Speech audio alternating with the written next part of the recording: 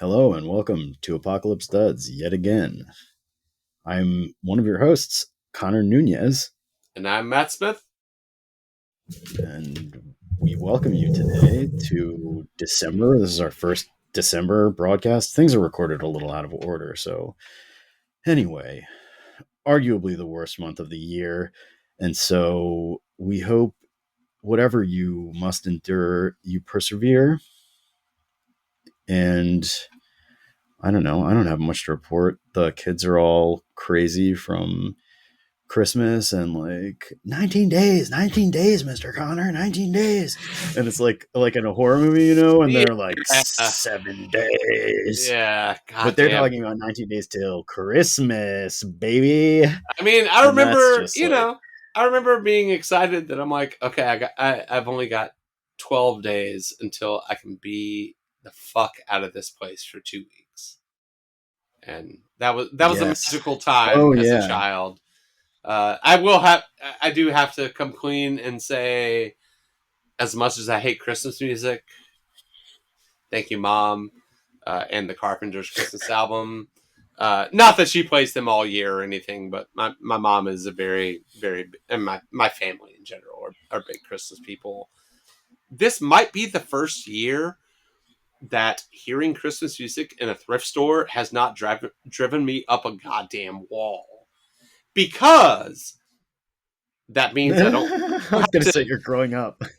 because that means I don't have to listen to the one chain of thrifts that I go to nearly every day's contemporary Christian music playlist for a month or a month and a half, because they started playing it like Do middle you of know December. some of the choruses to those songs, Matt? I know you do. I definitely do. Will I recite them? Absolutely fucking not. But Man, I because you know am. some of them are really fucking funny. Oh yeah, they certainly are. But I've said it before, maybe on this podcast. I don't remember. I'll say it again.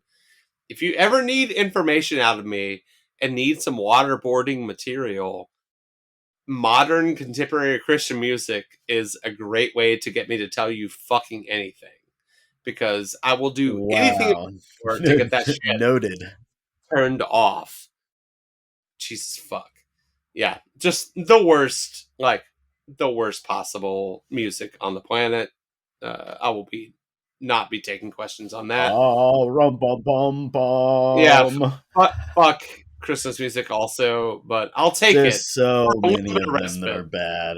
Oh, they're all fucking shit. Yeah. They're all terrible. Yeah, I Yeah, don't I really have have to much. agree with the Grinch. Yeah, I am a Grinch. I own the Grinch status. Oh shit. I was gonna buy another Grinch costume. Oh I think yeah, I'm gonna do it. you should. You Yeah, I should. think I You gotta should. do it. I Yeah, gotta do yeah. it. I don't really have much else to report either. Had a crazy long weekend with a 2 day market, and then I went out to a show at my buddy Matt's store. Shout out Factors Collection. Matt's band No Head played, and they were fucking sick.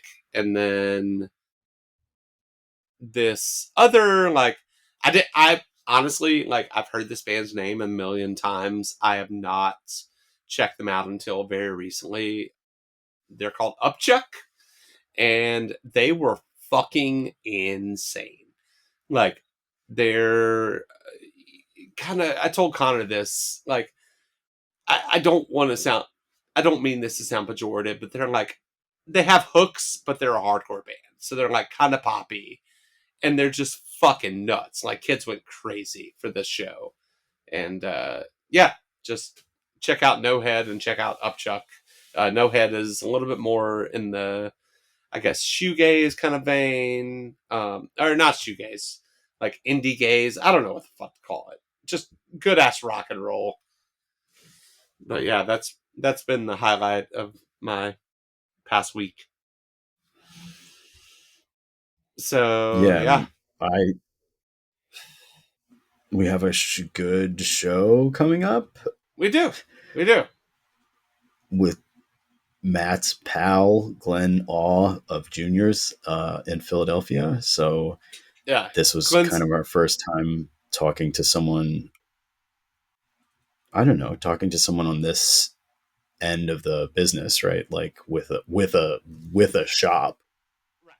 So it was interesting. And he's actually working the shop while we're interviewing him. So it's pretty Yeah. gritty. It's as gritty as this show gets. Right. Right. Yeah. Glenn is an old homie. We worked together a few years back for a store that will not be named, and we do not name on the podcast because fuck them. But he is, yeah, he's a kind of like old stock, or not old, but millennial old stock trad dude. Worked at O'Connell's, has been in the industry a while, and Juniors does some great shit. Mostly manufactured in the U.S., I believe, and just a cool take that kind of melds more modern things with more traditional things, and it was a good conversation, great conversation. We talked a little bit about kind of his coming up, what he was around as a child. Junior's is an homage to his uncle, and yeah, he's got a lot of experience, and it was really fun chatting with Glenn. Yeah, absolutely. But anyway, thank you everyone for listening. If you would like to support the show and appreciate what we do, we'll take it. No pressure. Connor's Venmo is at Connor Fowler. He has not changed it yet. His PayPal is connorfowler at gmail.com. And yeah, stay tuned to hear our chat. And again, thanks for listening. We appreciate you.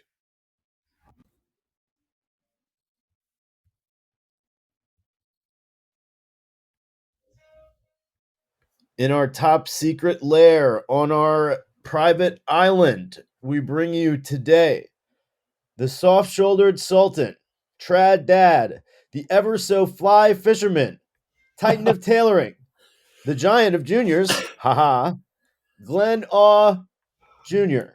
Oh my gosh. Though maybe this is bad intel as well. Thanks for All coming. all accurate. Yeah, of course. It's amazing to do it. I'm happy. It's glad I haven't talked to Matt in a long time, and this is our first time meeting Connor, so it's great. Yeah. Yeah, And now yeah. you'll do it on tape. I have sung your I have definitely sung your praises to Connor in our like friendship and during the show. Like I feel like I reference you at least like once a week or something. Um That's and amazing, man. Whoa. I do have to claim the ever so fly fisherman was all me. All fucking me. I was gonna say Yeah. this was like a Matt copy. Like I get that. Like Matt.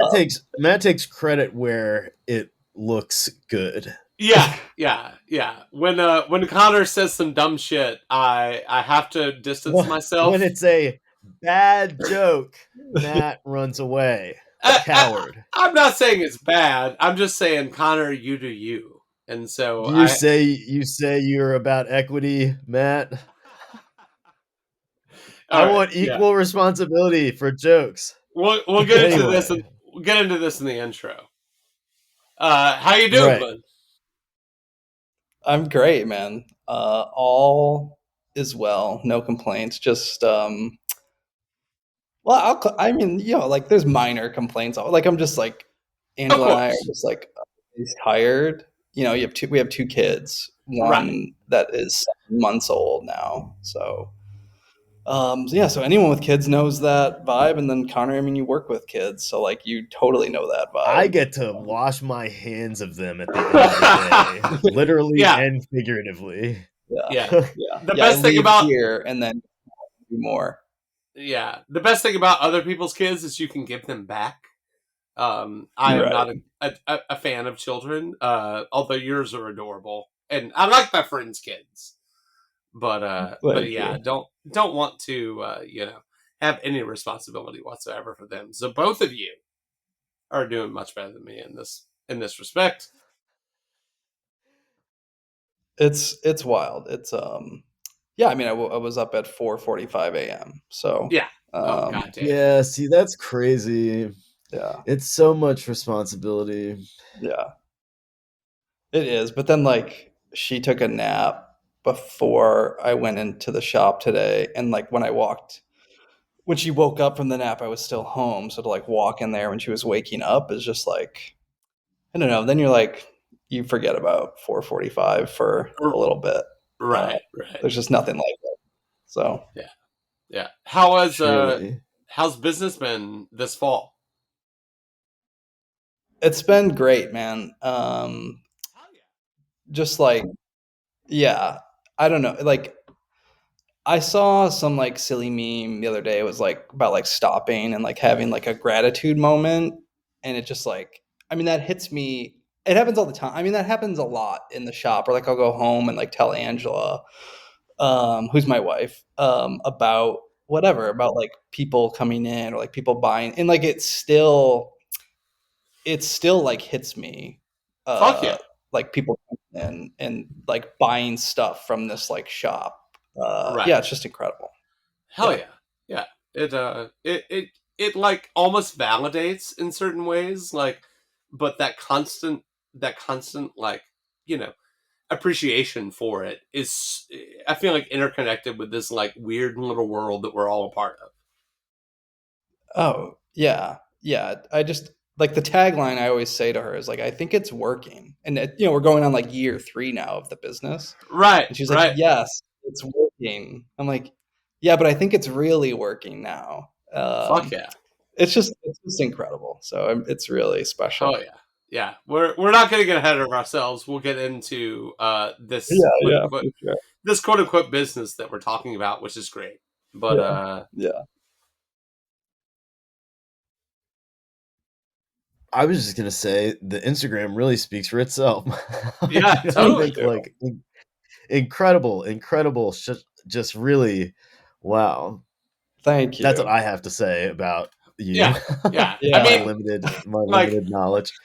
spoiler alert, Glenn and I worked together in the past and is like a person that I really connected with, both as like a human and also like kind of, I don't know, kind of like a visual type of, or a visual similarity that we both shared, and like us and our friend Daniel Delatunji, who will be on here Yes. eventually. Like I don't Yes. know, like for a very short period of time, it was some of the best creative output that I feel like the three of us have shared. And It's yeah, so true. yeah, Yeah. You and like that is to say that Glenn's eye and his um just like his overall like perception of this little sphere of clothing, it is almost unrivaled in my opinion. Not to talk you up too much. Yeah. very flattering, Matt. Very Thank you. flattering. There's a whole thing to get into with that, with like Matt and Dan and like yeah. Yeah, yeah. Maybe we'll get there. We'll see. We'll But see. yeah, but with the Instagram, I do want to shout out so Damien, who is my photographer for the shop and also my friend. Like he's really become like a good friend, which is amazing. He does a lot of the photography, and now I'm also have someone who is in the photos who is Ontario Armstrong. And it's just like opened up a whole new avenue of Fuck like yeah. there's great things in here and like I want people to see them, and it gets harder and harder as like things get busier in my life to like be the model. Also, I feel like that probably kind of got boring for a lot of people. So it's nice, like it's just so great. Like also if we're talking about like gratitude, like with customers, like even just the little network you start to form around the business. So like Damien has been around really since like almost day one, you can say. Like we met up very early when I moved to Philadelphia, and like he's just been like a great partner to have in friendship, but also like photography for the shop, and then just like someone. It's great to be able to like go to someone and talk about the shop or the business itself For too. sure. So yeah, For so sure. thank you. So you said you moved to Philadelphia. Where are you from? So I am from, my wife also is from Buffalo, New York. Was born and raised in Buffalo, New York. And our family all still lives there. So we go back a little less frequently now. But during the pandemic, we were probably going back like once every 3 months, which was pretty nice. So, so yeah, I lived in Buffalo till I've probably been gone maybe 10 years now. Might be a little less, but somewhere around there. So yeah. So I mean, you're quite established in Philly at this point. Yeah, so now I was just telling Angela this the other day. Like, I can't believe, like, in February we'll be in Philadelphia 4 years, which is Oh, wild. Like, it seems yeah, wild. yeah, yeah. Like, Glenn made a pit stop in Atlanta, which is where I met him yeah, from. Also, Savannah, right? yep, yeah. We both went the same path. So Angela went to SCAD in Savannah, the art school there, and I followed her down. So we lived in Savannah for a little while. I worked at a shop there for like a year and a half. And then we went to Atlanta. We were in Atlanta for maybe 4 years, and then moved to Philadelphia in February of 2020. Oh wow, wow, yeah. Jeez. Yeah. Yeah, because I remember me, you, and Daniel getting like lunch, and then you were Yep. gone, and I like time has had no meaning the past few years for me.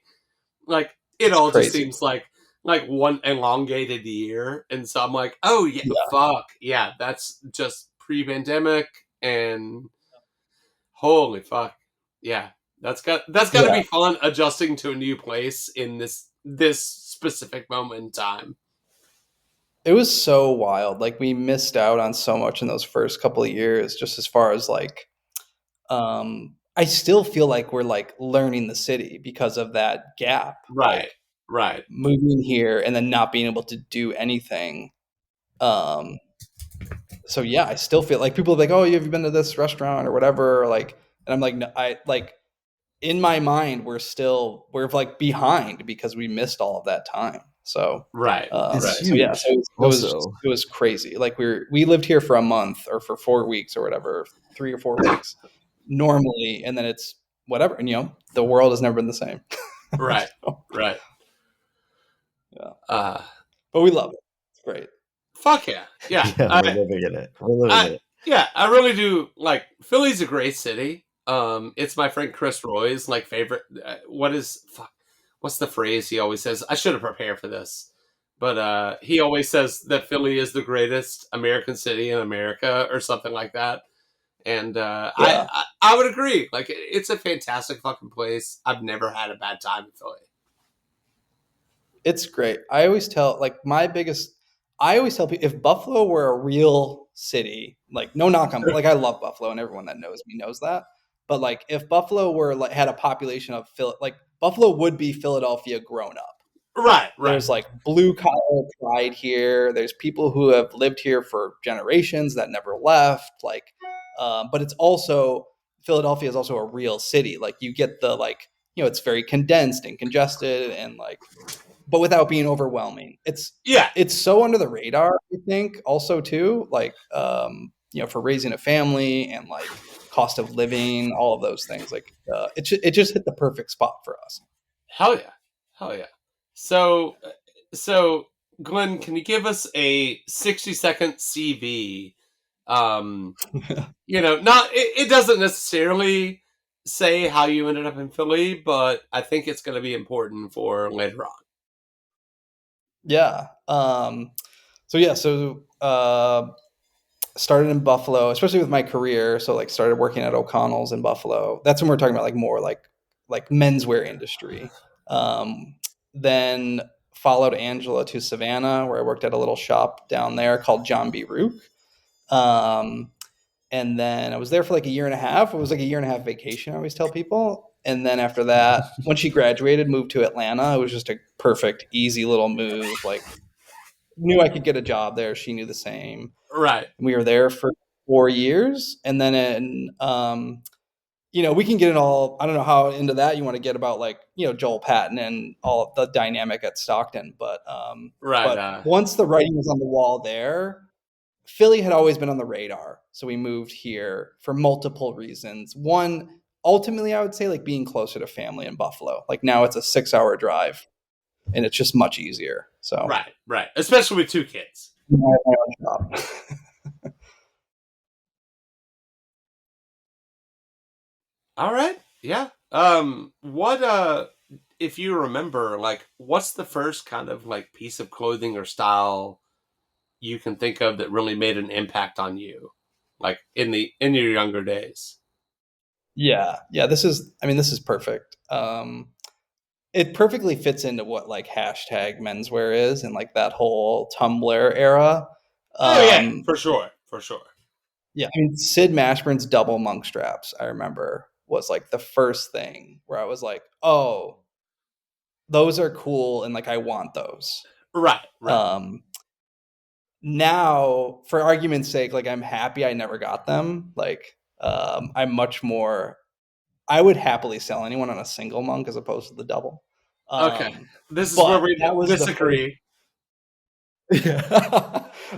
That was the first item where I was like, so I wasn't working in men's clothing yet, and I remember like having, I had like whatever a blog roll in my bookmarks of like 10 things I would read or whatever daily, working at another job, and I just remember seeing his double monk straps, and I was like, wow, those are incredible. So, and then the Alden tassel too, like crept in that picture, and that's how I ended up finding O'Connell's and all of that. So, Okay, okay. uh, So, but I mean, there's got to be like if you're following someone that posts a picture of a Sid Mashburn double monk, like where did that start? Did you grow up seeing people wearing tailored clothing and you're like, oh, this is really cool?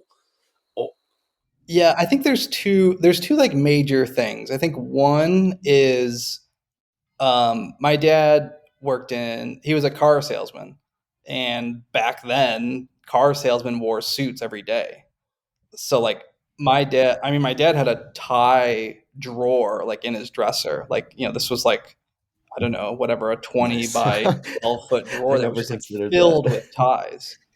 Hell And he yeah. wore a suit every day. So like I think that just was like kind of ingrained in me in a way, like seeing him in a suit. And then the other is my uncle, who is the namesake of the shop.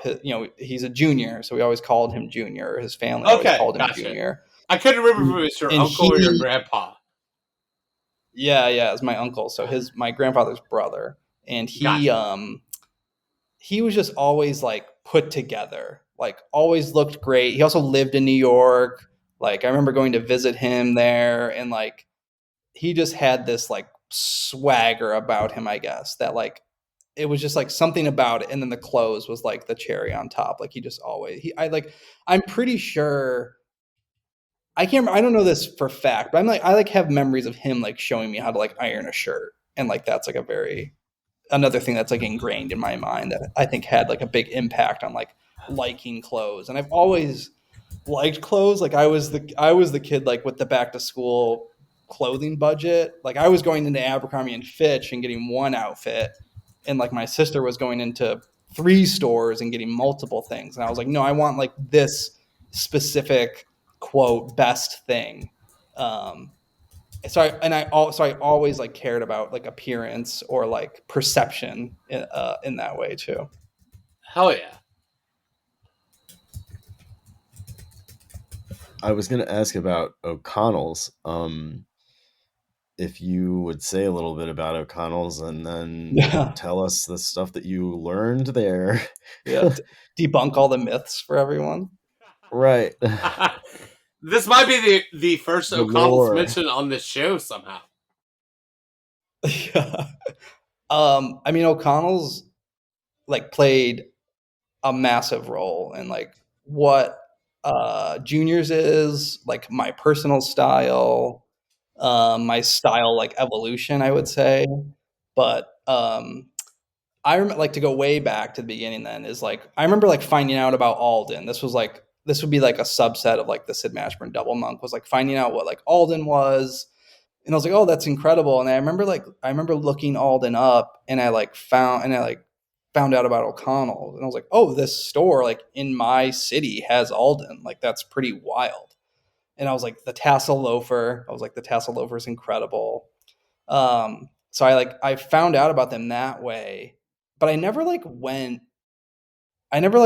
directly there. Like I wasn't like, oh, I'm gonna go here. But then one day I was like in the neighborhood where they are, and I don't even know how, but I happened to like stumble in there, and I was just like, I didn't know what I was in at that moment. But then when I realized, I was like, oh, this is the place with the Alden, and like, yeah, I mean, it's just incredible. So then I remember like when I was done with this job I was at, um, I was like, well, I like clothes, so let me like. I was in retail before, like I've always been in retail. So I was like, well, I like clothes, so let me just change gears from electronics retail, which I was doing, to clothing retail. And like anyone like didn't know like what I was gonna do like after school or whatever. So I was like, yeah, we'll just go like do this clothing retail thing. So I remember I went in, and this was like I was already starting to like get my feet wet in clothes. Like I remember I had an LL Bean gray flannel suit that I would break up and wear the coat separately, and like J Crew like Ludlow trousers, like all of these things. And I remember going in there and bringing my resume in there, and gave it to Ethan Huber, who's one of the owners. Um, and they called me back for an interview, and like I was in, like it was maybe 22 or something like that. Um, and yeah, started like part time, and it just like the like synopsis of it I always give people is like I went in there wearing like LL Bean like suit and J. Crew trousers, and walked out wearing Alden shoes, Hertling trousers, Southwick sport coat, and like Pittman Brothers shirt. Like I just totally like I was in head first, I, man. Like I mean, this was my thing. like that's not synonymous with a lot of people's first experience with going to like the Ludlow shop or to Sid Mashburn or whatever. Yeah, Like you have like a fledgling interest, and then your mind is just totally blown. And by the time you yeah. leave, you're like, oh yeah, I'm real into this shit now. Oh yeah. I mean, I was totally like hooked, and they just like they also just like brought me along, which I don't. I think that's like you have to work at a special place to like be brought along in that For sure, sense. And for sure. I feel that way about a lot of the shop, like all of the shops I was at. I was in such a nice. I was talking about someone with someone this the other day, like about moving to Atlanta, and like if I had worked at Sid, what would have been different? And like I don't think I would take it back. Like I don't think I would. I think I would Yeah, stick with the path I was on. Like the things I learned from Chip were invaluable, and that I feel that way about O'Connell's. Like they taught me things that are here now, and like things that help me run this business, and they like let me do small buying, and they like Ethan would like talk to me about like the cloth, and like I remember him like showing me Shetland sweaters and being like, look at this, and it's like a piece of hay like right. in the knit, and like that just was like it just like sunk in me. Like and I just love that. Like I love like the realness of it all, the realness of For this sure, clothing. for Like these sure. are the real things. Like Um, this is yeah. probably So it a was, very it's probably a very niche topic for like our audience, but like as someone that has had that type of teaching also, like those people and that experience is so important with yeah, whatever you fucking choose to do with it. Like, you right. know, like it teaches you so much that like, you know, I do vintage now, but it like a lot of my shit is informed by what I've learned working with fabrics and like listening to the elders of the clothing industry, Yeah. like Mr. Hertling, R.I.P. Oh my god. Like it's it's so important, and it's a very like particular experience, but it's one that like I feel like any of us that have had that type of thing don't Yeah. regret for a minute. Yeah. It's like any. It's so funny how close you can be to a different path. Like when I was like leaving this electronics retail job, it was like okay, I'm like looking for something else, and I'm like okay, it's like I'll look at Brooks Brothers. like O'Connell's. There's another small men's shop in Buffalo, but it's like way more Italian and like slick. And Right. like it's just so crazy how like your path, my path, but anyone else's, and you can apply this to any industry or whatever, like could have been different just based off of like one small change, and like what O'Connell is to me, and is who I become like stylistically, but also like what Juniors is like is invalid. Like I always tell people, those guys are like family, and like whenever I go back there, I try to always like drop in and just Oh, like we that's could so just sick. talk about anything. Like it's just great. So yeah, like I like grew up in that store too. Like I was a Right. young 20 something guy, like coming in hungover on Saturdays and like getting pizza, and then like I left and I was like, I think I just had like more of a understanding of like who or of what I liked, and they were also they also like took that input. Like, they're the owners and they've been doing it for whatever 30 plus years. But like because I was younger and I was like genuinely into it, I also was like starting to get a small say. Like they took Yeah, me to New York for the first time and like went to market, and like they really like brought me along, which like I don't like you wouldn't get that experience many other places. Like for that's sure. very special. Yeah. Absolutely. Absolutely. It kind of teaches you like a lot of the ins and the outs of the industry in a very like hands-on way. Well, Thousand it's percent. like Like anti-corporate. A yes. lot of places you work, it's a corporate manual, and you go through it line by line with Yep. someone whose job it is to make sure that you understand it. Yep. Right. 1,000%. Like So it's like immersion learning, basically, versus whatever they try to It's force onto you. yeah. oh yeah, It, I mean my resume is nothing, but my experience from O'Connell's and from any of these other shops is everything. Like the hands-on learning, like you said, Connor, is like that's what I got. Like they were like, come over here and look at these swatches and like tell us what you like. Like it might not be the one we're gonna pick, but like we want to know what you like. And then it's like, okay, the belts need to be reordered. Like reorder the belts. Um, they had a coat. I don't know if it's on their website still, but they had a coat made by Chrysalis that they like fully let me, and I'm gonna air quote like design, because like we can get into that too. But like they were like, you pick the cloth, you pick the lining, you pick the style, and they like this was like near the end of my time there. And like I had left at this point by the time it came in, and they like named the coat after me. So it was on the website and it oh, was called like the Glue coat. So yeah, that's I mean it's great. just like That's great. yeah. Yeah, I mean it was like it really is. Like I still like will text Ethan about like whatever, hockey or anything, like funny clients that like come in or like any of that stuff. So it's really, really special place to me. Yeah.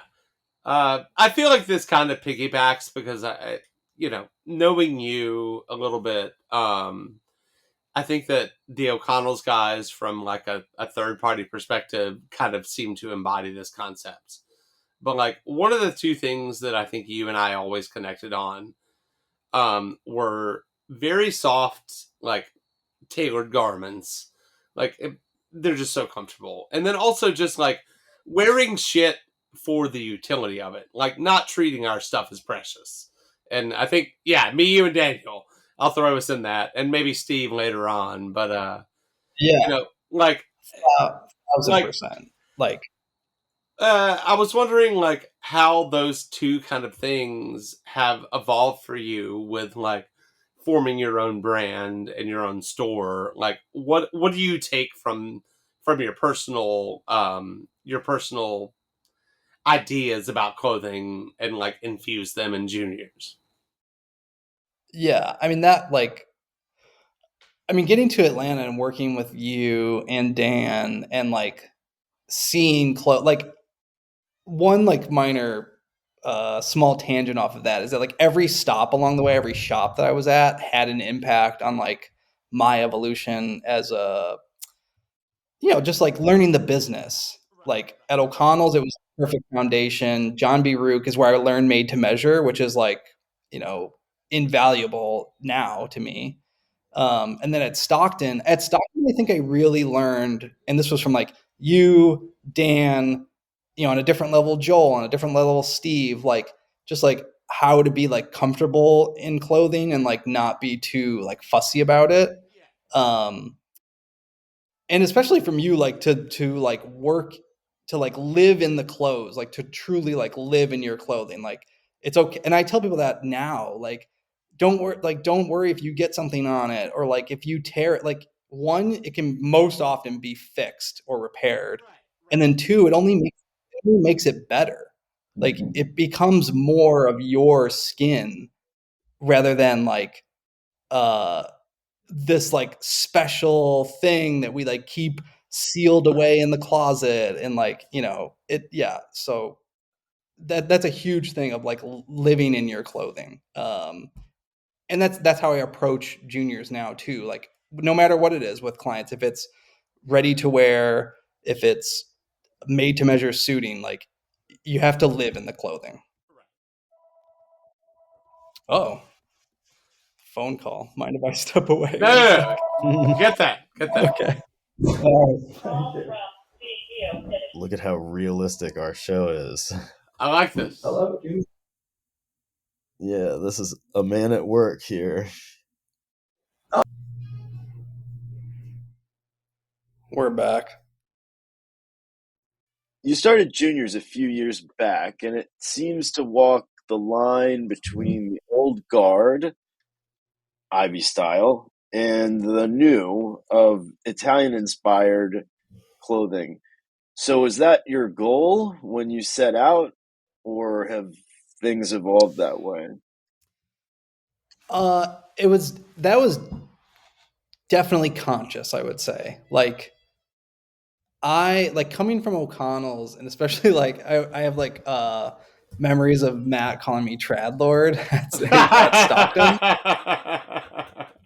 Yes, Like yes. that was like another thing of like working. That was like a big thing of working in Atlanta, especially with like you, Matt, and Dan and Steve. Was that like I really like stepped out of this like trad thing that I was so like stuck in, and like only thought, like I feel like I remember like texting you or something, or maybe like being like getting my first like side vent jacket, because like to Right, that yeah. day, I remember. I to that remember. moment, like I was wearing, Douglas model 3-roll 2 center vent. Like that was the only thing I did.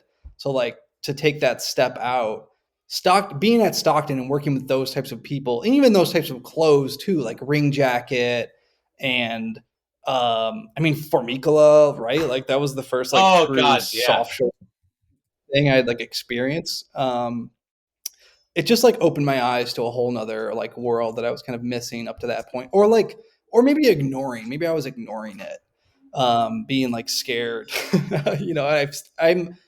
I'm probably still like that in a lot of ways of like evolving my personal style, but like those were things that I just felt like were more appealing to me in like a continental aspect, and like just felt more me and my age. Like O'Connell's was great and like taught me all of that, and like being in that like little trad world, but to like do something that was slightly like younger, and like it was just through a different lens.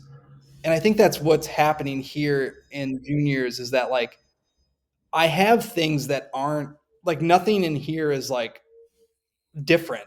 But I think like seeing it through, and this ties in with like you mentioned the Instagram earlier, Connor, like all of that. It's just like Hmm. putting things on a through a younger lens, and on like different body type, or just like worn slightly different, just like creates can create whatever, a special, can carve out a special space for juniors in the industry, I guess I can say. um and I don't know, I think that's like that's worthwhile to say, like that it's through this other lens that guys can relate to. I think that's important, because like you see Shetland sweaters on like so many people that are, like too caught up in this like trad approach to it. I think it needs to be seen in other ways. And that's definitely something that's always on my mind here. Like to like this suit today. I actually wore this suit for you today, Matt, because I knew you would appreciate it, even though Nice. you can't really like. This is a covert twill suit that like you would really associate this with like, I mean, hardcore trad people. Yeah. But like Yeah.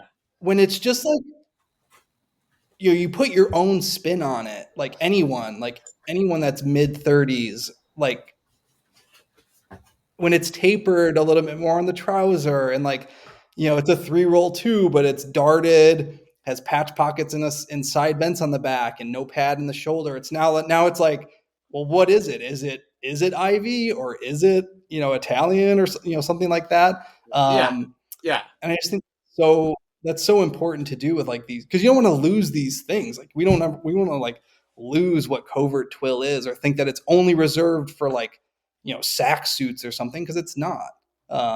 So I think that's super important. I'm always kind of like conscious of that, whether it's like through buying or like navigating swatches with people, that like, you don't have to shy away from those things. They're great for a reason. Your grandfather wore them for a reason. You should wear them for this same reason, but you can do it in your own way. For sure. For sure. So we've talked about Philly a little bit.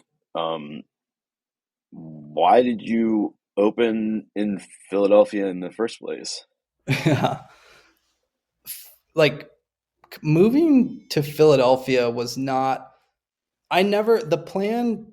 I did have the plan to start juniors to like moving here, but there was never a plan for a shop in the beginning. It was really just to like start out by appointment, like visit at the time, like pre-pandemic, pre 3 weeks before pandemic, was like to like visit people in their offices or like just like slowly build this thing up, have the online aspect of it. But Philly, like as a whole, ticked a lot of boxes for my family. Um, Being close to Buffalo with now 2 kids, so like we see our family much more often and much easier than we ever would have in Atlanta. It was we wanted to live in a real city. I mean, Matt, you know this, and Connor, if you've been to Atlanta, like if you don't live in Midtown Atlanta within a 6-block radius, like it doesn't feel like a city. Like we had a house there, and it was like we had a house in the city of Atlanta. The zip code was the city of Atlanta, but like it was a house with a yard, and we had 2 cars and a driveway, and it like wasn't the city life we wanted. For So sure. Philadelphia checked that box for us. Um, and like a small part of it was that I wanted to start the business, and there wasn't anything in this world here. So I knew that there was kind of like a gap, but I didn't know that like I honestly thought moving here, I was like, well, there must be a small men's shop here. There must be like something where you can get like a Gitman Brothers shirt, even if it's not private label, but there wasn't. And there, Yeah. like that was That like shocking to me. yeah, Like, can't believe it. you've got Boyd's that's been there since Right. the dawn of time.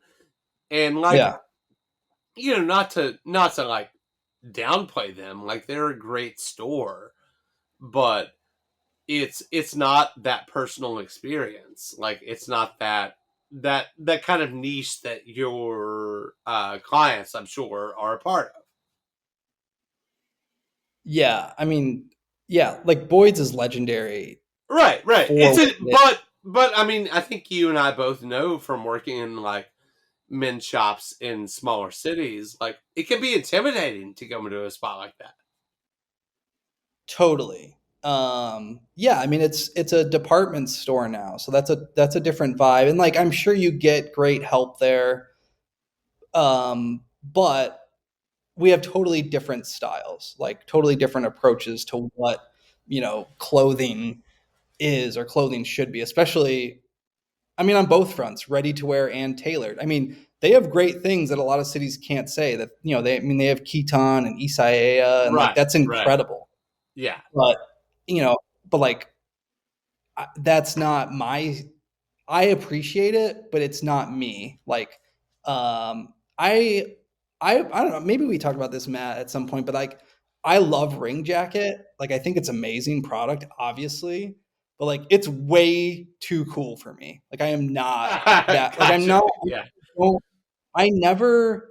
There was a small point at Stockton where I felt really good in it, and I think that was me like learning to like a different style. But like when For it sure. came For down to it, sure. I felt the best in an American tailored garment. So I had to like combine the two. So, I yeah. mean that Um, like you just described my entire philosophy with tailored clothing.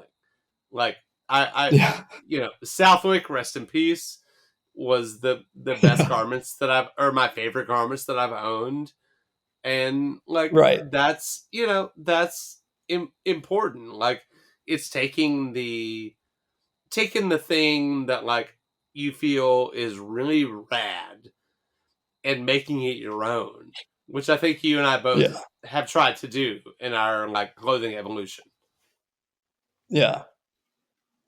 Yeah. Yeah. So like that was just like a ring jacket was like a stepping stone to like like I there were things that I appreciated about it that I never would have if I wouldn't have ever tried it or ever worked in it in Atlanta and all of these things like so you know so yeah so bringing it back to like Philly not having a shop like this and like Boyd's being here like it's an amazing space for me to fill to like say that like you can come to Philadelphia and like if you want a Shetland sweater, like you can come here and get like Brooks Brothers is 2 blocks away, but like that I'm sorry, that horse has been dead and I wish people would stop beating that horse Yeah, no for shit. so long. Like I'm really not ashamed to say it anymore. Like Brooks Brothers is just so dead. Like just we Yeah, just gotta let it go. Because on the flip side of that, I think in a lot of cities or like maybe even a lot of guys, like you could find a small shop in a city nearby you that would just like benefit much more from your business rather than like than Brooks Brothers, like dude. Also, it's like also fuck Brooks Brothers for like doing their dumb shit and Southwick going out of business. Like that yeah, right. that alone is my main like beef with those assholes. That was I mean, I had never worn anything besides Southwick until I wore Ring Jacket at Stockton in Atlanta. Like Right. Yeah. that's all I knew. Southwick and Hurtling trousers, same thing like Hurtling, like rest in Yeah. peace, man. Like what Well, legendary business. yeah. No shit. And I miss Julie and I miss the business itself every day. Yeah. Yeah, for sure. Feel like I got way off tangent on the initial question. No, dude, that's we are all about tangents No, on this it's a program. complicated answer. Yeah, it is a complicated answer. I mean, honestly I'm like, though, like you you you describe perfectly why Philly makes sense for you. And like yeah, that makes total sense. You're filling a niche that is not there for people that maybe or maybe not listen to this program and yeah, have they're like where the fuck am I gonna shop? I don't want to go to a Neiman's type spot. I don't want to go to this place that may or may not actually have good clothing. Like yeah. I It like was it was so puzzling. Like I could not believe that like you could come to this city. There's an Ivy League school right across the river. right. Like the founding city of the country. Like you couldn't find these like classic men's clothing essentials in this city, and I was just like shocked by that. Hell yeah. So yeah, on the flip side, like to fill that void, like I feel really lucky to be able to do that, especially that it keeps growing. um so it's filling a need here too. It must be filling a need. Like if the business is growing, it's filling a need here, which is also Totally. incredible for the city. Like Totally. more stores the merrier in a way. Like rising tide floats all No, so boats, boats. right? Yeah, dude. Right. Yeah. I was literally just thinking that same thing. Like Right, it's right. better for So glad I got everyone. so glad I got the quote right for the pod. Nice. We Nice. Uh have it on tape. we do have it on tape. Yeah. So what would you say the like you know like the regular juniors clientele is like? What's the core of the juniors business? One of the cool things that ties into like seeing traditional styled clothing like through a different lens is that like it's also like how we get in our information now, like Instagram and social media and all that. Like, but like the core customer is pretty young, which is, I mean, it's fun. Like young guys looking for suits, young guys looking for clothing of quality. Um, like young guys looking for good help. Like now more than ever, you can get a suit anywhere, right? Like suit supplies on the next block. But I get guys that come in and they're like, I was in there and I had to like ask them not to make it like painted on my body. Like, you know, Yeah. like like those guys come in. And I'm so happy to like just like be a part of their journey and like talk about like anything from, you know, because you get all different guys. You get guys that come in and we're talking about like quarter-inch differences and, you know, our inseam, or like half-inch differences in rises and things. But then like you get guys that come in there like, I'm starting my next phase here of like buying clothing, and it's amazing to like show them. You know, they're like, I need my next great navy suit, and we're looking at like Hardy Minas Fresco and like Dugdale Yeah. Moccaleno. It's just, it's so much fun to like work through anything with any type of guy that knows what they're coming into, or guys that are like coming in for the first time and they're like, tell me what the shop's about. So like um so it's, they're all great. Like I like this, the quote has been like, the suit's been dying for 10 years, but like I get guys that are coming in and they're like, I need a navy Yeah. suit. So Yeah. I like, that to me Fuck is the next that. guy. Fuck Yeah, it that just that won't. shit. No. No. Yeah. The suit's never gonna die. Like there's gonna be a Rolling Stones mid 60s, resurgence at some point. Like that kind of shit. Like the suit goes through so many iterations, but it sustains itself. Yeah.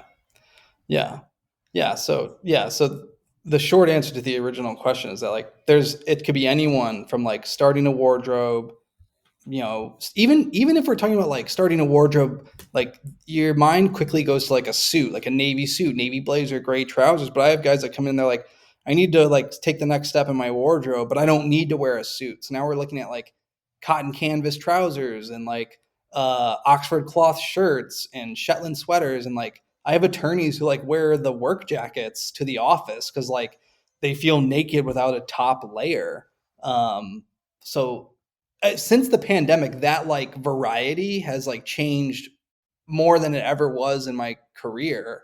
And it's fun to like help guys navigate through that for sure. I too feel naked without a top layer. So I, Oh I my commend God. him. Yeah, It you could got be to. 98 degrees out and I will wear a jungle jacket on the hottest day. I do not go outside in just a t-shirt. Like I have to have something on top. Yes, absolutely.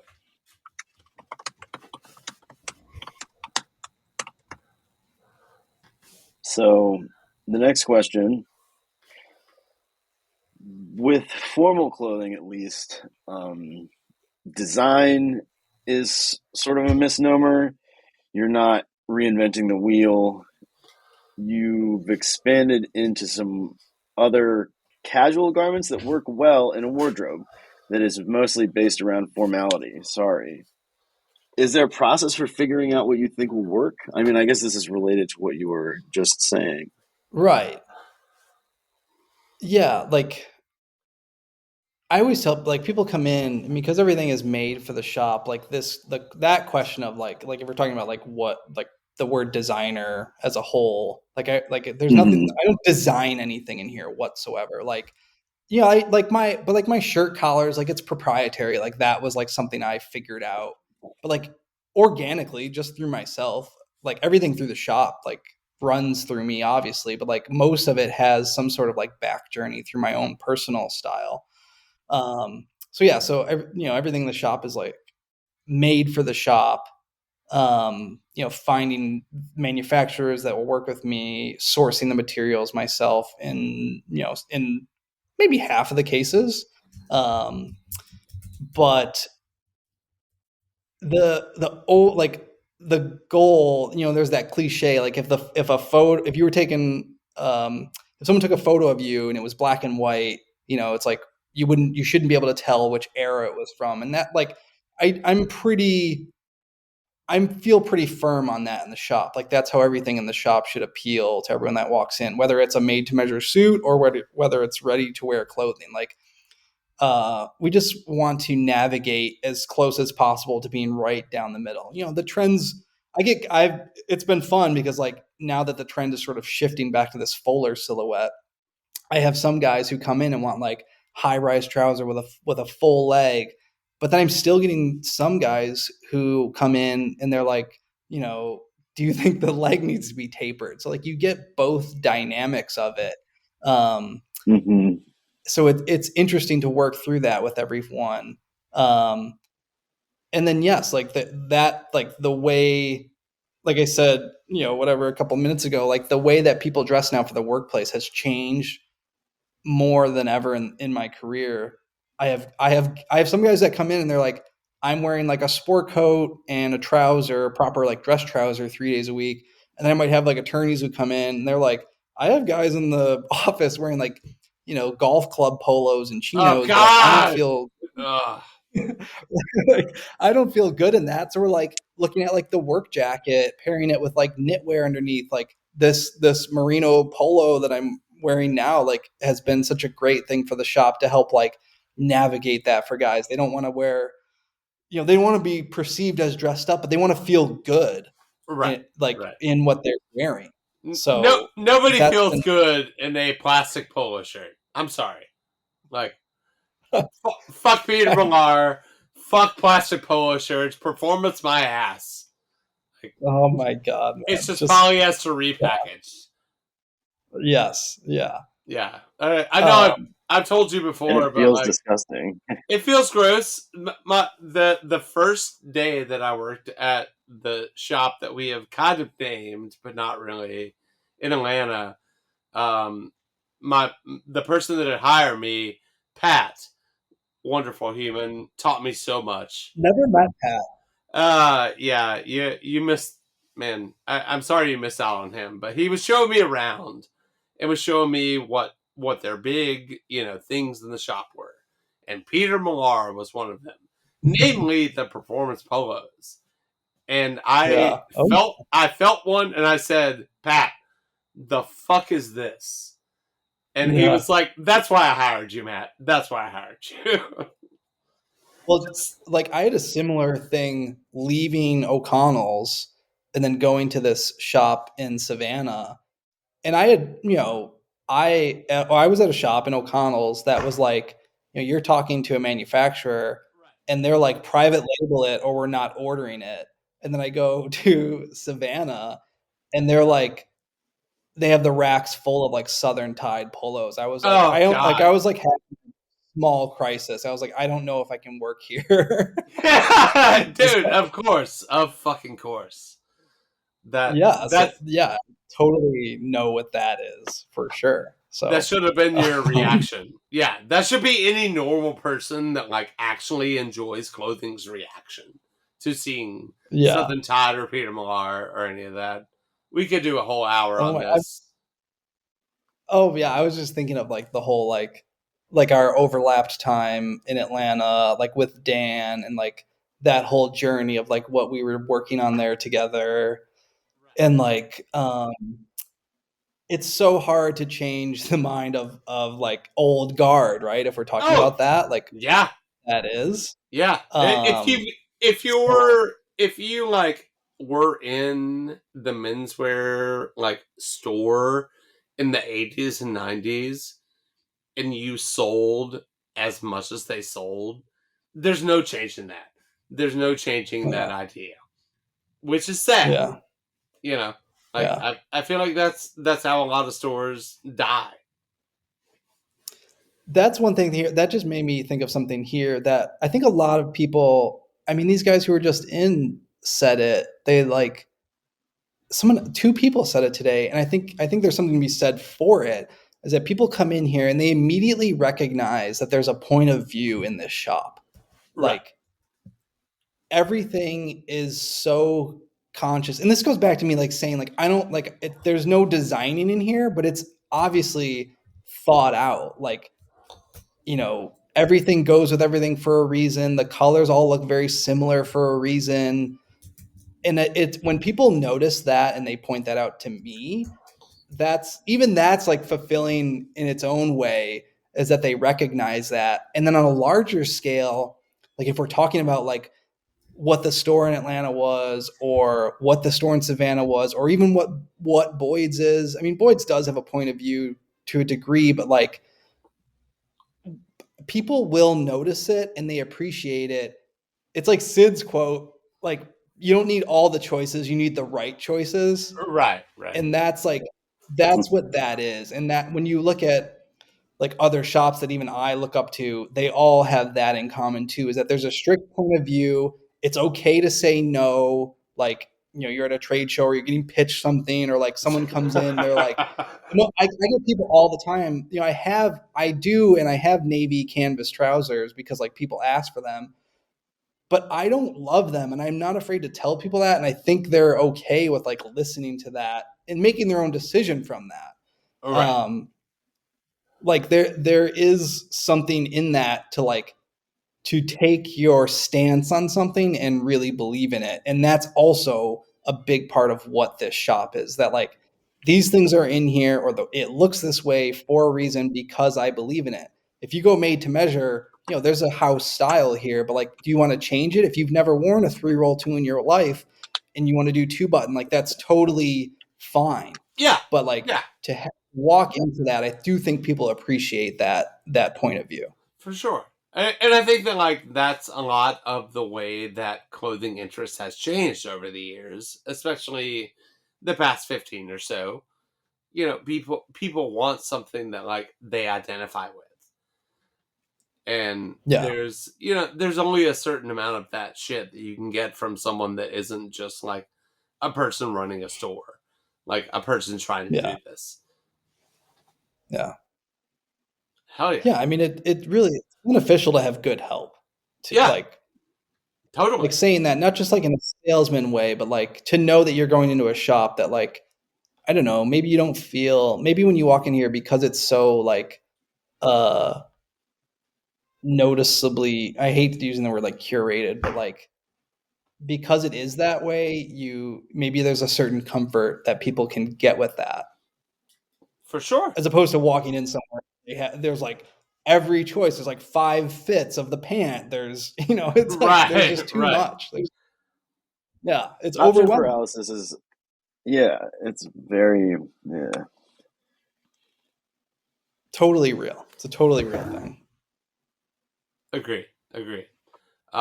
So to finish out, we don't want to do some dumb cliche shit like wardrobe essentials, but No, I loved it. I was like, yeah, I gotta do this. like what are 5 things that you in your daily life get the most wear out? Yeah. One thing. This is a Steve Clark note. Okay. I, from working with Steve, like fell in love with wearing suede, specifically brown suede shoes. Right. Yeah. Um, Yeah. I exclusively now, like maybe once a month or twice a month, I will wear something other than a brown suede shoe. Maybe even other than a suede shoe. Like I might do like a snuff or something like that. So it's pretty rare that I wear calf, but like I pretty much exclusively in brown suede. And my favorite pair is my brown suede tassel loafers from Alden. The Like 66. those are number one for me. Like I will get another pair. Like this pair I have now is on its second sole, and like they're easily my favorite shoe. Like if I want to feel great, like those are going on my feet that day. Right. Right. Um, my barber, like also like so sad how that like has become like mainstream ish in a way. The Mhm. classics, those classic models, they never will like fade. But now like I've had mine for 10 years now, and like finally have like had like major repairs done to it where it's like it looks like it looks good. Like I always looked up to John Huber's barber, like at O'Connell's. Like it was like he like I remember one day he came in and he was like putting the kids in their car and he like ripped the arm of it and the whole thing was like ripped at the sleeve. But like he got it repaired. And it was like amazing, like different color green patch on the underarm. I was like, oh my god, I can't wait till I like get something like that. And now I like have that, and like like I love my barber is like also right up there for me. Like the funny thing I always tell people is like if the house is on fire, like I'm grabbing the barber. Like that's how much I love Oh, that jacket. absolutely, absolutely. Yeah. Um, what else? Those two quickly come to mind. After that, I don't know. Maybe I don't have any like major connections or anything that I can think of after that. But those two Two is very great. Yeah, quickly for me. two is Two is definitely great, solid. and those are like daily wear. So Yeah, yeah, we're uh, satisfied with your answers. for sure. All right, dude, Glenn, thank you so much for coming on. And this has been hella fun. We want to give Yeah, every guest a chance to shout out what they want to. So this is yours. yeah. Um, I do. I have to shout out Derek Guy, who you guys had on recently. Who like he knows more about some people in this industry, right? Like no argument there. He recently tweeted about the shop, Oh which was yeah, just like, I meant to screen cap that and send it to you, yeah, and I totally forgot. But I'm glad you saw it. yeah, that was incredible. That was amazing. Like I woke up and it was like another baby early morning wake up, and I was like, why does this site have like crazy amount of hits on it? And like popped on, and like that's where it was coming from, and like just that type of like genuine recommendation is just incredible, and that's like any of that like people that come in and they hear about it either from Derek or like a friend told me about it or like they discover it through some kind of organic way, which like I don't do a lot. I hardly do any paid advertising, but like when people find out about the shop organically, and that was a major thing. So shout out to Derek. Um, Shout out to you and Dan. I mean, you and Dan have like shifted my style so much. So like there's fingerprints of like you guys, I would say, on my personal style for sure. No one does tonal dressing better than Dan Tunchi. Yeah, Like of course, just incredible. just I a love master, him. a master. Yeah, yeah, for sure. And Joel Patton, major, like talk about a true like leader to work under. I mean, he was just great. Agreed, And agreed. like starting out with this, like talk used to talk to him about it, and still like shoot the breeze every once in a while. Like couldn't have asked for someone else to work under like that. So, and there's a lot. I mean, there's other totally so many other things, right? Um, but yeah, it's been great. Fuck yeah! And shout out your shop, my friend. Thank you. Yeah, my shop is Juniors in Philadelphia, Pennsylvania. Shopjuniors.com at Shop Juniors on Instagram. Yeah, it's fucking great. If you like really cool shit, um, across the I knew like, that's what you were gonna say. yeah, I have a way with words, that's for sure. Um, anyway, once again, Glenn, thank you. If you have questions, comments, concerns, drop us an email, please. Apocalypsestuds at gmail.com, at apocalypsestuds on Instagram. I am Matt Smith at Rebels Rogues. And I'm Connor Nunez. Thanks for listening.